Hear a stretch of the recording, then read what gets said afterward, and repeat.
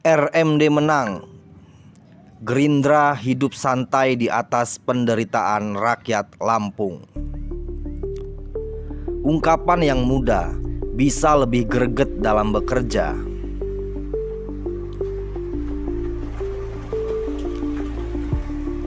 Sepertinya mutlak salah di Provinsi Lampung.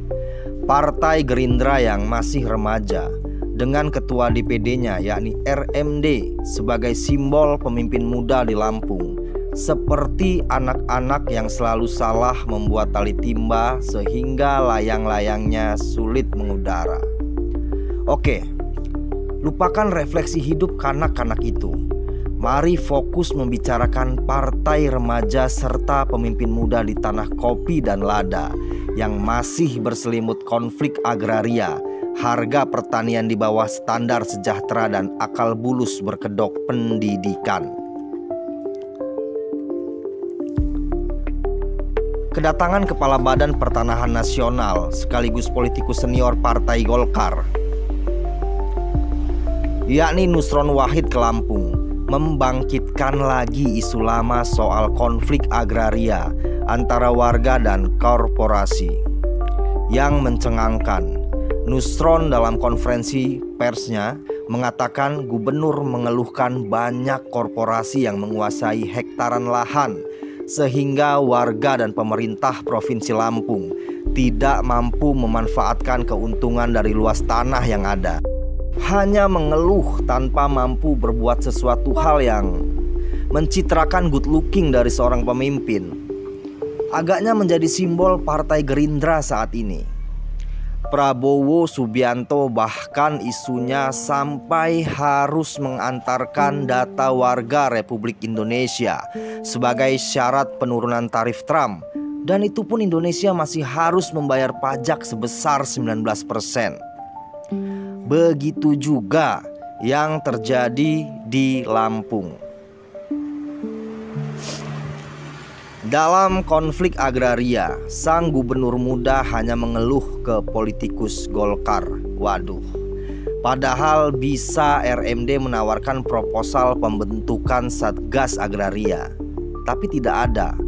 Sampai mahasiswa menyuarakan PT BSA dan SGC, suara pembentukan Satgas Agraria tidak terdengar dari Gerindra dan Rahmat Mirzani Jausal yang dulu dianggap lebih baik dan visioner dari Arinal Junaidi. Konflik agraria yang terus mengorbankan warga dan bahkan pemerintah itu sendiri hanya menjadi isu pengantar keluh seorang pemimpin muda dari Partai Gerindra. RMD belum jamin kesejahteraan petani singkong Lampung. Beredar di status WA pemilik kebun singkong, ia mengeluhkan keberlimpahan hasil panen yang justru menjadi semacam kekhawatiran. Katanya, nengok kebun singkong yang harganya bikin nangis. Tulisnya pada 3 Agustus 2025, beberapa hari menjelang hari ulang tahun 80 tahun kemerdekaan Indonesia. Dimakan gak habis, dijual gak laku. Tulisnya lagi kala itu yang telah publis di berbagai media digital. Pemilik kebun itu mengaku harga jual singkong per kilogramnya hanya Rp1.000. Selain itu, pabrik atau pengepul memberlakukan potongan 30-40%. Sungguh jauh dari harga ketetapan Menteri Pertanian yakni Rp1.350 per kilogram. Bahkan jauh dari harga jual singkong di Nigeria yang menembus angka Rp4.000 per kilogramnya. Pertanda RMD tidak mencitrakan sosok pemimpin muda yang sanggup bekerja, menjamin kesejahteraan dan menekan korporasi. Di bidang agraria, ia hanya mengeluh ke politikus senior, dan di pertanian, dia tidak mampu menggerakkan instrumen. Di bidang pendidikan, mendukung suntik mati SMA atau SMK swasta. Praktisi pendidikan Lampung menilai RMD tidak memiliki keberanian tegas untuk mencegah gerakan culas wali kota Bandar Lampung yang kini telah akrab disebut The Killer Policy. M. Arief Mulyadin bahkan menilai jangan-jangan RMD bekerja sama dengan Eva Dwiana untuk menyuntik mati SMA atau SMK swasta di kota Bandar Lampung. Dan bisa jadi menurutnya menyasar ke seluruh Lampung nantinya. Penilaian itu ia ungkap setelah gerakan terstruktur, sistematis dan masif Eva Dwiana dalam mendirikan SMA swasta bernama Siger. Bukan saja perizinan dan gedung yang belum jelas, tapi Eva telah menabrak 4 regulasi.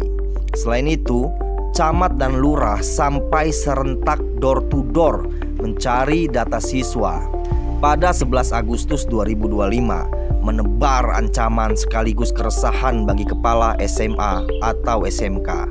Beredar juga instruksi pimpinan untuk mencari data warga kurang mampu untuk menerima PIP.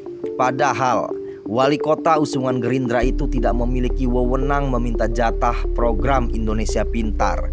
Dan berikut ini peraturan perundang-undangan yang telah mereka sia-siakan. 1. Permendikbudristek RI nomor 36 tahun 2014. 2. Undang-Undang RI nomor 16 tahun 2001. 3. Peraturan Pemerintah Republik Indonesia nomor 66 tahun 2010. Dan keempat, Permendikdasmen nomor 1 tahun 2025. Bukannya menegur, politikus muda kesayangan DPP Partai Gerindra ini justru mendukung upaya melanggar peraturan perundang-undangan tersebut. Padahal untuk membuat satu naskah regulasi, negara harus mengeluarkan biaya dari 1 sampai 10 miliar rupiah. Apalagi Partai Gerakan Indonesia Raya ini merupakan partai pengusung Eva Dwiana dalam Pilwalkot Bandar Lampung tahun 2024 lalu. Namun pimpinan DPD Lampung partai ini juga justru mendukung upaya Eva menabrak undang-undang yang akan berakibat penelantaran remaja prasejahtera. Waduh. Seperti refleksi bahwa partai pemenang atau partai para penguasa memiliki legitimasi untuk menabrak undang-undang dan hidup santai dalam penderitaan rakyat.